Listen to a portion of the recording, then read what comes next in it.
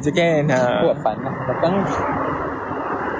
Dekat mahkamah semalam macam biasalah. Tak ada apa pun yang berlaku. Tak ada Cuma apa sebutan kes saja. Fatin jumpa mak tak? FF. Sorry. Cewek tak jumpa. Tengok pun tak. Sebab dia dikapit.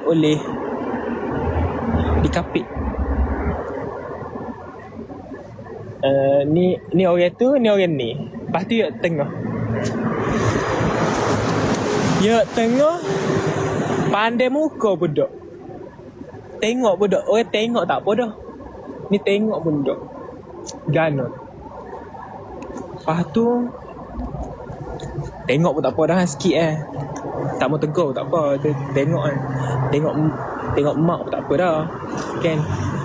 Tapi tak. Menceritakan aku. Tak nak cerita pun. Nak cerita pun. Kita cerita ni je. Bukan buka aib pun. Memang betul. Supaya tak ada orang dah tertipu lepas ni.